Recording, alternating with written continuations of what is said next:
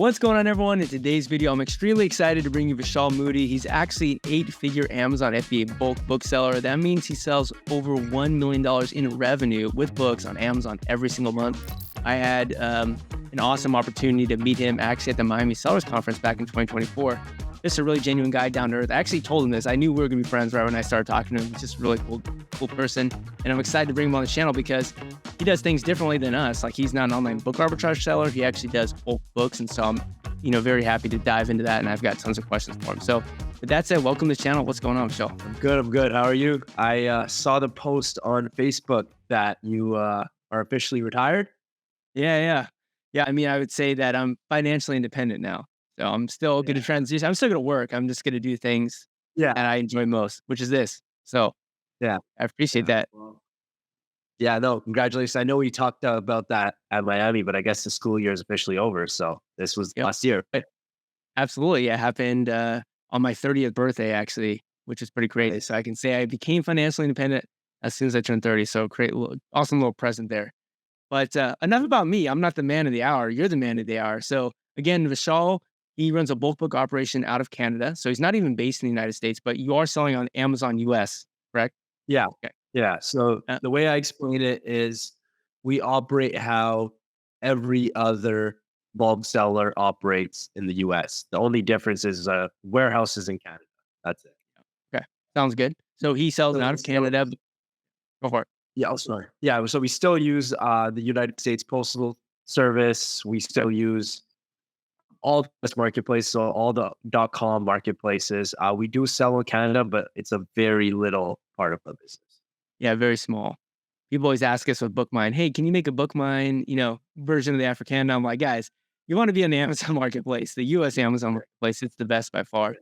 So, one question that I have for you is, a lot of times, people start off with the lowest hanging fruit with selling books, and that's going to be thrifting books, going to library sales, because all you really need in terms of tools is like a scanner, right? And you need yourself or maybe one other person.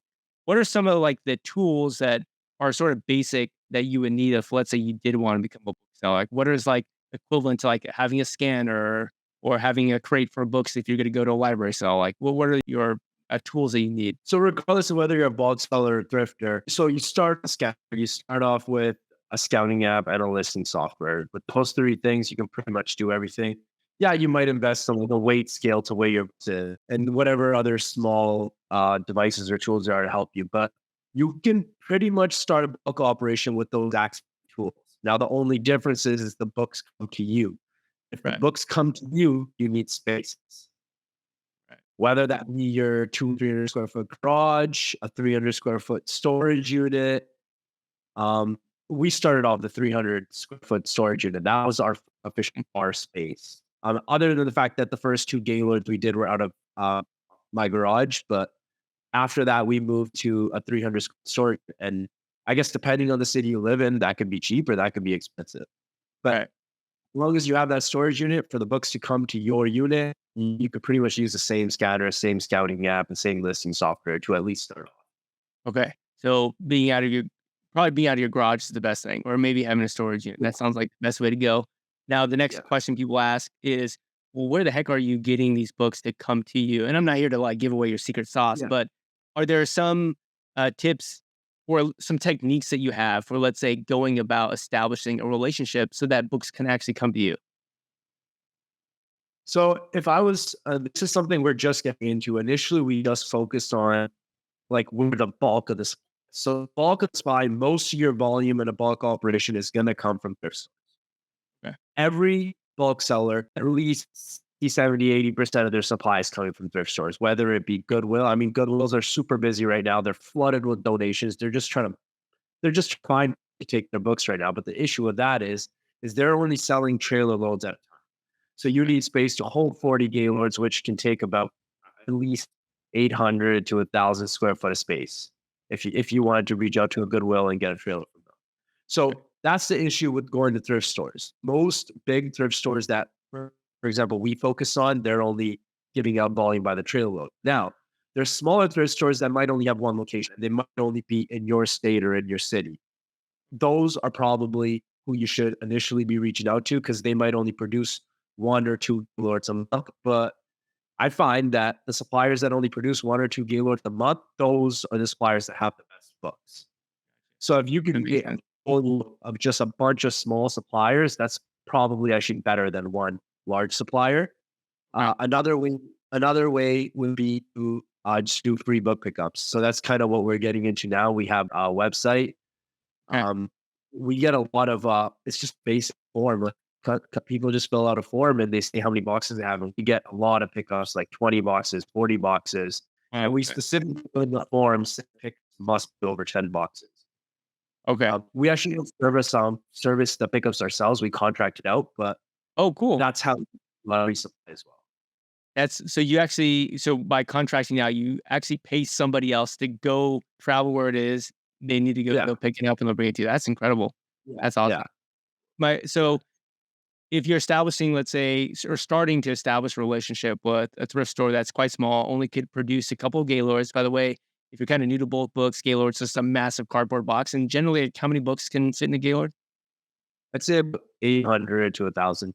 Okay, so Still still a plenty. massive cardboard boxes, 800 to 1,000 books. You then going upstream even further and going to, let's say, Goodwill's, you are then get a supply trailer, which is multiple Gaylords.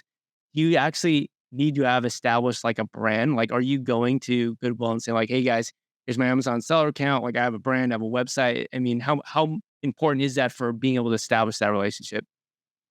Uh, I wouldn't say bread a plays a big role. I mean, once you've been around long enough, most of the largest buyers in like certain states already heard about you. Okay, So like I'd go as far as saying like I don't think there's anyone with a lot of books in Canada that probably hasn't heard of our company. okay, So when it comes to reaching out to Goodwill, Salvation Armies, that like whatever supplier it may be, any recycler, they probably already heard about it. But brand again, that does not matter. Once you find the right email, the right contact, the right phone number, as long as they're willing to pay their price, they will supply you books.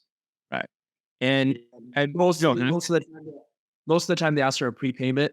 So you're okay, gonna pay them in advance, and then they'll just work on a debit credit system, however you owe okay. top up or whatever. If they owe you, they can either write you a check for the difference or they'll apply it to your next invoice. And do they normally, let's say, charge per Gaylord price or per trailer price or per weight price? Like, what's the sort of way that they decide what they would charge you? So you'll pay a per weight price. That's how Okay. it usually always works, and then you'll pay for the Gaylord and pallet, which those get quite expensive. It's about $20 for the set. Okay. Okay. Sounds good. Now, Yeah. there's obviously a couple of ways for you to monetize those books in the Gaylords, right? Obviously, the books with the ISBN, which have a barcode, are the easiest because you can actually have someone sit there on a line and scan it. And obviously, you use some sort of scanning software, which will tell you, hey, this is a book you should set aside or not. But what about all those books that are non-ISBN? Like there's a bunch of books that are, let's say, older that didn't have the opportunity to be non-ISBN, or they didn't have the opportunity to be ISBN, or they're just books that don't have them. So how do you guys deal with contacting those So books? So every software that you would use for scouting will have some sort of OCR feature where you could just like Okay. open the camera and find the ISBN or the ISBN on the second, like after the copyright page. Right. Um, so we've done both. We've done that, but then we haven't done that. So right now we actually are processing the non-barcode books. That was just an internal decision we made. It takes way too much time. Okay. We're thinking about strategies and ways for us to efficiently process some, but we haven't executed on anything. There really is no way around it. It just takes a lot. Okay. So So just seeing starting out, if you only have 1 or 2 keywords, start with the habit of processing those non-barcode books as well. because I'm sure Mhm. you actually do find things that are worth like pretty valuable, right? Like every Oh once in yeah, a while. no. Your hit rate is just as good, if not slightly better. Your average profit per book is going to be just as good as, if not slightly better. The only issue is it takes you four four times the amount of time to process them. Yeah, it makes sense. And Yeah. specifically for your operation, you have multiple workers. Like you actually have people at the warehouse working. It's not just like you and your business partner. Is that correct? Well, yeah. So in BC, we have I think 28 employees, and in Ontario, which may be 10 or 11 right now. Yeah. Okay. Sounds good. Then how important, let's say, so obviously the goal is to sell your books on I would assume your goal is to sell it on Amazon, but maybe not. I know you cross list. For everyone who doesn't know what that means, you also list the book not just on Amazon, but also on eBay and probably I think AbeBooks or maybe a couple other sources. But in terms of like those books that are right at the margins where like selling it is almost worth it, but not quite worth it. Like how much of, let's say, a sell back your book sort of deal or a restricted inventory sort of third party company is actually making a significant impact on your bottom dollar every month. Yeah. So the way I like to look at external vendors, so we basically call this division wholesale, right? So it's any way we sell our book other than on the online marketplaces. So we obviously prioritize the online marketplaces first because that's your bread and butter. That's where you're going to make most of your money. Right. Um, when you look at the wholesale part of your business, the way I treat that is it's 100% margin. Once you route the book into one of those directions, you didn't have to do any work to sell it. You didn't have Makes to sense. list the book. You didn't have to wait for it to sell. That's 100% margin. If you get a dollar, you made a dollar. You sell a book for $8 on Amazon, you didn't make $8, Yeah, right? exactly. You made a Yep. dollar 30, dollar 40, and then you got Right. to get into the math on how long inventory to sell and how many items can your lister list per hour. The math gets more complicated, but the way I treat wholesale is pretty fun. It's 100% margin. So So it's as we've grown, there has been a shift in focus, and we are trying to prioritize the wholesale part of our business. right. Makes sense. I've always been interested in this from the online book arbitrage perspective because obviously, I've bought books from your company. Other people bought books from your company with the purpose of wanting to resell it because for whatever reason, you guys price the book at a price we think is below historical market value. We think we have the opportunity to buy it, or if it's an off season because it's a seasonal book, we can buy it and then sell it and make more money. One question people always ask is, if you are cross-listed on different platforms, let's say somebody does buy it on eBay from your account on Amazon at the same time, is there priority given? And if there is priority, is it priority based upon profit? Is it priority based upon time? Like, or is there no priority at all? Like if someone buys a book from them at the same time. Like someone buys the book on Amazon and eBay within seconds of each other. It's the same book that's coming from your storefront. What's prioritized in So terms of what order gets canceled versus what goes through? the software just does that randomly. Just it'll classify it as an order issue. Um, Okay. so you'll see one in your orders, and then you'll see the other order in your order issue. Then I guess, I don't, I don't know if we pick one or the other, but theoretically, yes, you could pick the marketplace you more on and cancel it on the other one. But the end solution is you do have to cancel it on one of Right. And I'm sure it probably doesn't happen often enough or it takes time for someone to devote actually looking at it, right, to make that decision. So them. for Yeah. people in online book arbitrage, the online book arbitrage space, you have your answer. It's not like they're trying to cancel the order that's going to make them, the least amount of money. It seems like it's just a volume game with bulk book selling, right? Just trying to get through as Just many books that you can sell. pretty much, and you just have to cancel one of them. You get at least, I'd say, 10 order issues. I mean, we do for, I think in terms of our own fulfillment, we're doing close to 1,000 orders a day, maybe like 900 ish. And I haven't looked, but if I had to guess, it'd be around 10 order issues a day. Okay. Do you Yeah. think having been selling on multiple platforms outside of Amazon, eBay, A-Books, maybe you're not on A-Books, but you're on different platforms. Do you think there's any reason why someone who does, let's say, online book arbitrage or is a seller and is not a bulk book operator to do cross listing, or is that just only a bulk book thing that should happen? Is it worth the time? Is what I'm saying. I think it should only be maybe a bulk book thing because one, you have an efficient system to manage all that inventory, and then Right. I think it makes more sense for just bulk books. Bulk book. Okay. So you sell both. I know Amazon Prime, FBA, and you also sell FBM. How do I know that? Because I bought books from you, both FBA and FBM. What's the Yeah. sort of logic or reasoning to say, hey, this book goes that way, that's going to FBA. This book goes that way, that's going to FBM. It's just it's a decision the software makes based off one variable is demand. And if the demand's below a certain like if it has less than 10 drops, it's automatically disqualified for FBA and it has to go MF. Wow. If Okay. it's all 10 drops and it competes both ways. And then at that time, it just depends on what we're prioritizing. If we're prioritizing FB or MF, we have certain handicaps set up. Okay. So like we'll give FB a little bump once in a while, we'll give MF a little bump once in a while. And then it's just Cool. based off the profit. It just compares the numbers. Sounds good. So you're referencing a software, which I'm sure a lot of people have never heard of, especially I think it's only a software for bulk books, right? If you don't mind revealing, Yeah. what is the software that you guys use to determine, oh, FBA, FBM, accept, not accept, stuff like that? So we use Cash Monkey. That's what the software is called. It's a more enterprise level software. Um, Right. once you're, I don't know what they say is the number, but I think once you're doing like over, I mean, even if you're processing like a trailer a month or two trailers a month, it would be worth it to dive into Cash Monkey. It's super helpful. It streamlines your whole business. It basically runs our whole business. Yeah. Okay, so you guys are pretty reliant on it, right? And it seems to play a pretty Yeah. big role, or like seems to provide a lot of value to you guys for doing that, right? Um, Yeah.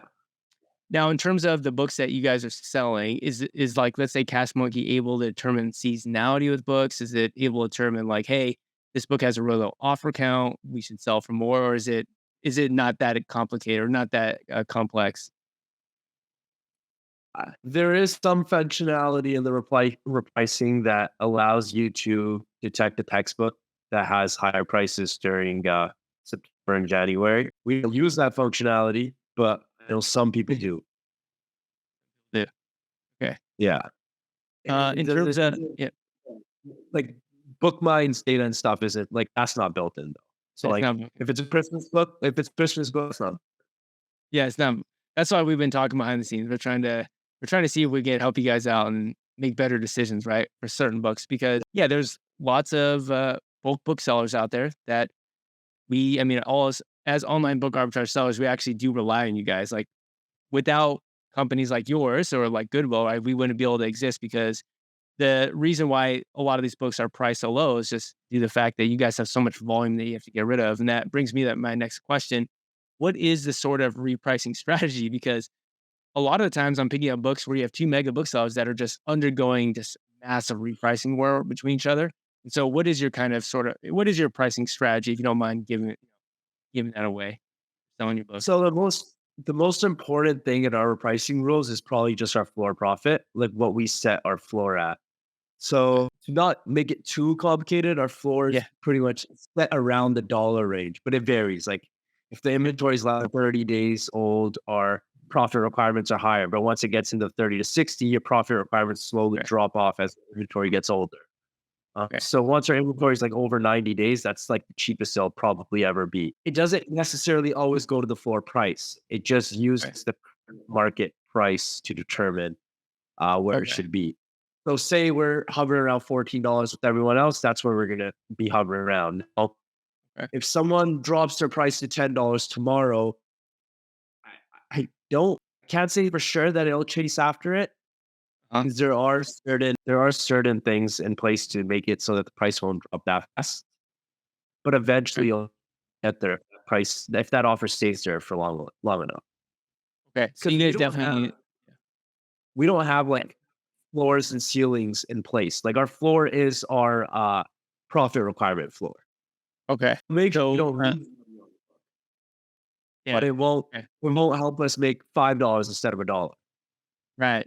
Okay, that makes sense. So again, it seems like the strategy here is process more inventory, sell more books. You guys will make more money just by selling more books rather than trying to make sure each book is maximized for profit, right? Then it seems Yeah. like to do that, you guys use inventory age based rules, right? Where you said like 30 Yeah. days, 90 days, 180 days, stuff like that. Now, in terms of competition, right? Because I'm sure there's a lot of other bulk booksellers who maybe they may or may not operate in your area, but is there tension between like other bulk booksellers for competing for the same sources, or is that pretty non-existent? You guys like monopolizing your area? No, there's not a lot of competition where we are, but again, we're competing with everyone in the US just like they're competing with us. Right? Like there's nothing stopping people in Seattle or New York or New Jersey, whatever, like any state that neighbors the border from buying books in Canada. Actually do. So Okay. like Thrift Books buys a lot of supply in Canada, right? Discover Books was buying a lot of supply in Canada. So it goes both ways. Like we can dip into the American states and they can dip in Canada as well, right? Yeah, that makes sense. You guys are Yeah. all okay. That makes sense. One As long one as thing, freight permits and it's not too far, you can pretty much buy from anywhere. really. So you could theoretically get books shipped across the country if the price is right, which it seems like it'd be hard for the price to be right with freight though. I mean, No, no, these yeah. books are So that's the whole point of opening the Ontario warehouse because it's gotcha. hard to get supply from the East Coast. Right. So wait, freight would just mean in this case a semi truck with gailers Yeah. of or trailer, right? Essentially with gailers of books, right? Yeah. As online book arbitrage sellers, we have to think about like capacity, like how many books we have available to send to Amazon to be FBA eligible. And there's a point at which you could, through the storage capacity monitor, like request more space. Is there a limit to like how many books you're willing to send FBA? And if so, do you hit that storage capacity and are you like needing to increase storage capacity or how does that work? So we have been requesting the capacity. Capacity limits have been okay so far. They do appear to be getting a little tighter though than like 2, 3 months ago. Uh, Okay. it's not an issue yet, and it is concerning me a little. Maybe in the next couple of months. Okay. And do you, because you can have performance credits, at least from my experience, where performance credits can essentially offset 100%, right, of what you would potentially pay, Yeah. whatever that rate is for extra cubic feet. Are you guys able to basically offset everything? Or because I know you guys have a lower average selling price. What does that look like? No, no, yeah.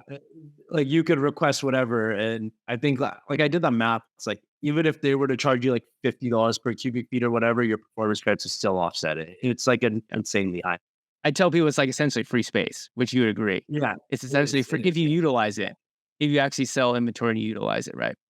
yeah. Okay. So I know most of your sales will come from FBM, obviously, because you can just send a bunch of books to FBA. And let's be honest, a lot of books probably have lower average selling prices, right? So, what are some of like the major headaches with the bulk operation keeping so many books FBM? So FBA is actually more of our sales than FBM. In terms of inventory Really? holding, Okay. it's about 50-50. Um, Okay. the reason I like FBM is because one, so only 40% of our sales are on Amazon.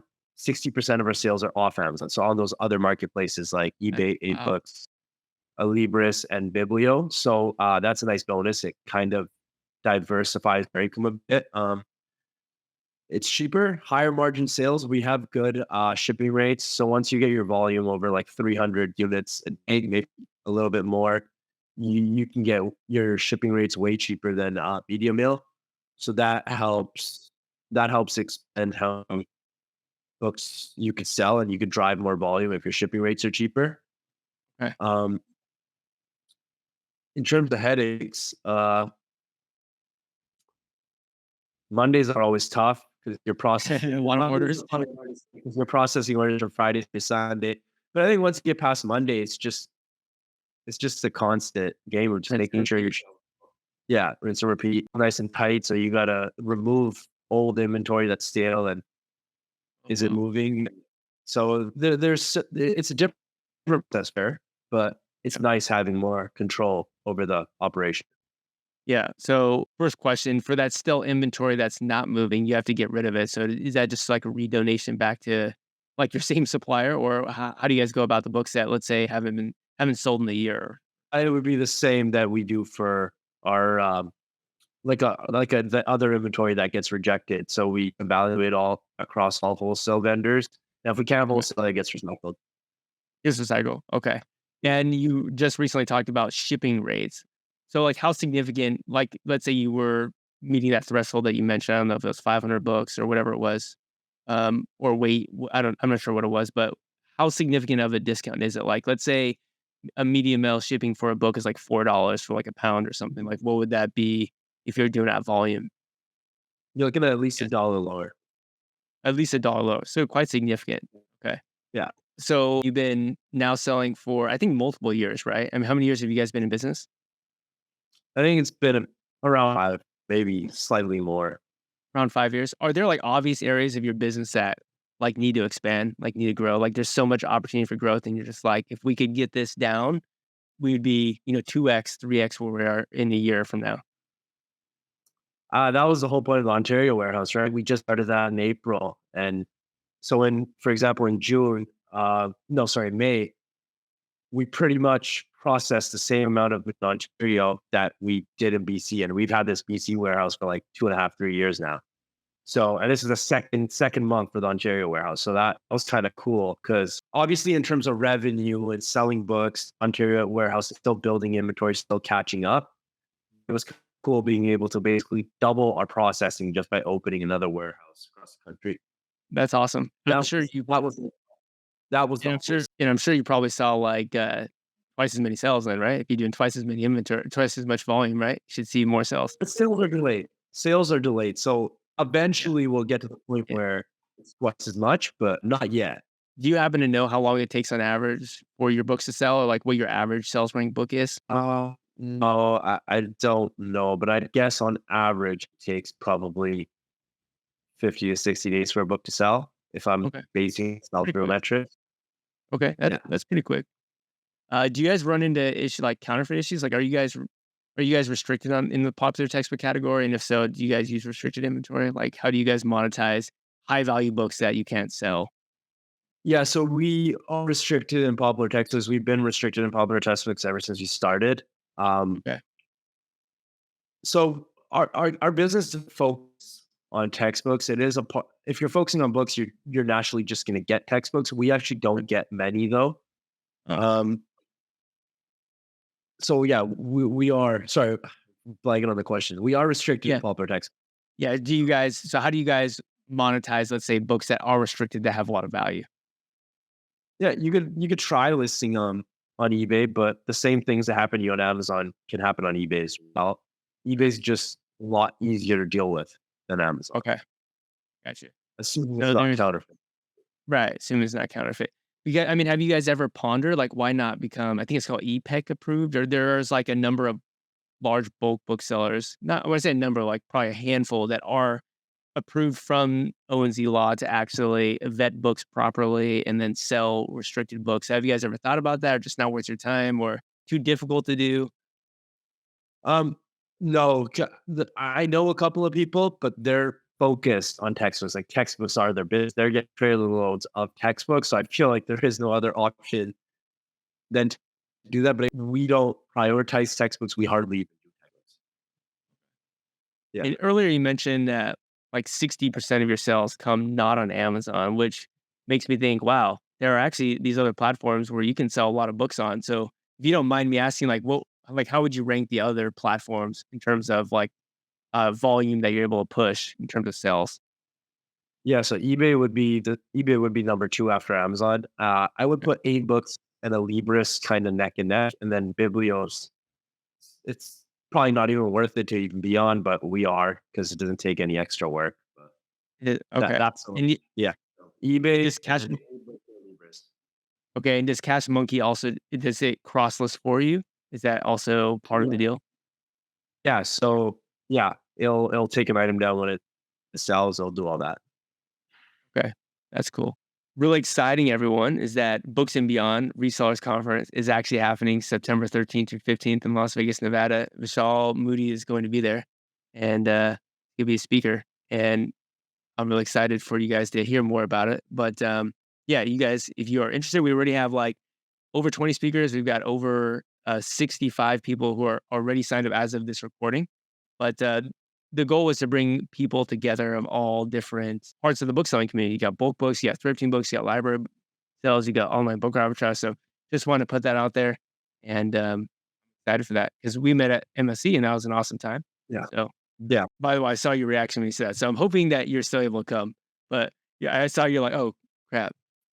No, no, I'm ready for that. You're Ready for okay. that. September 13th and 15th. Just want to make sure. Yeah, we're good. Okay. We're good. We're good. Awesome. All right, Vishal. Well, I mean, I think this has been really eye-opening if you want to get into the bulk business route. It's a whole nother beast. It's not just like thrifting books and going to library sales. It requires a team, which we didn't even really talk about. How many people do you say you're on a team? So about 28 in British Columbia, and then I want to say 11 in Ontario, but around 10 to 11, I think. 11. And do you play like a direct role in like the hiring, or that's something that you've got other employees to like go hire people that are going to work on the line? In Ontario, my partner Marup and I, we did focus on the hiring initially. In BC, we don't do the hiring anymore. We have our managers do that. In Ontario, we do. at least for Right. And I'm assuming probably the biggest expense of your whole business is like the employees, right? labor would be number one. Right. Warehouse rent would be number two. Yeah. Yeah. Yeah, I can't Other imagine than because you have massive warehouses. Is there any advantage for like potentially buying the warehouse, or that just makes no sense? You just would lease it out and just rent it. maybe not with interest rates this high because the interest that we'd be paying monthly would be way higher than so Okay, I got you. Makes yeah, sense. So yeah. this is the sweet spot. Do you have any plans for scaling, let's say to a third location, or that's just not even necessary with the current volume and current No, it won't be necessary with the East Coast warehouse. I think now our goal is simply just on growth, processing more books, making the warehouse more efficient, incorporating automation and stuff where we can. So we do have conveyor and like an automation line in our Ontario warehouse, and that's been working right. out super well. Okay. We don't have one in BC yet, so there's just different things we're trying to do to optimize our business now, save cost, and just process more books at the same time. Sounds good. Well, I'm extremely appreciative. Thanks for coming on the channel, Vishal. I'm excited again to see you get at Books and Beyond and hear you talk because I know a lot of people are interested in the bulk business route. Obviously, a lot of opportunity to do it. You're, I think, considered an 8-figure seller, right? You sell over $1 million per month. So doing quite a bit in revenue. Yeah, total revenue, right? So a lot to learn from Vishal. I just want to say thanks for coming on. And before we end, is there any place people can find you? I don't know if you have social media links, if you even want people reaching out to you, but is there a place that people could find you if they wanted to? Yeah, so there's this Instagram account to the FBA. I don't post anything on there, but I do look at messages and stuff. Facebook, just my name, Vishal Mutti. It's my personal face. I'll accept pretty much any friend request or anything. You can message me on there. Yeah, just find a way to message me and I'll probably respond. Okay, sounds good. Like you said, Sal's an awesome guy, and if you guys are at Books and Beyond, you'll be able to actually talk with him and probably get a meal, have a beer. But his links will be down below if you want to reach out to him. Thank you, Vishal, and see you there at Books and Beyond. Thanks, Jody.